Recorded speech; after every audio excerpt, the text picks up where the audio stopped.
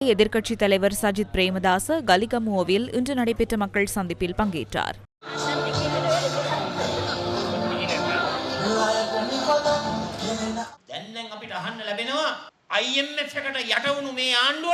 சர்வதேச நாணய நிதியத்திற்கு அடிபணிந்துள்ள அரசாங்கத்திற்கு நாணய நிதியம் ஒரு விடயத்தை கூறியுள்ளது. மின்சார கட்டணத்தை அதிகரிக்கவில்லையாயின் நீடிக்கப்பட்ட கடன் வசதியை பெற்றுக் கொடுக்கப் போவதில்லை என சர்வதேச நாணய நிதியம் கூறியுள்ளது.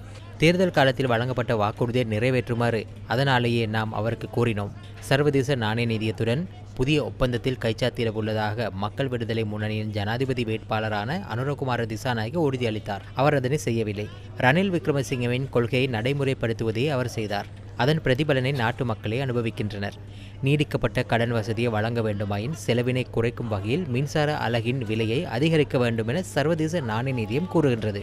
33% மின்சார கட்டணத்தை குறைப்பதாக பொய் வாக்குறுதியை வழங்கி 9,000 ரூபாய் கட்டணத்தை 6,000 ரூபாவாக குறைப்பதாக கூறினார். 3,000 ரூபாய் பெறுமதியான கட்டணத்தை 2,000 ரூபாவாக குறைப்பதாக தெரிவித்தார். பார்த்து கொண்டிருங்கள். தேர்தல் நிறைவடைந்ததும் மின்சார கட்டணத்தை அதிகரிப்பார்.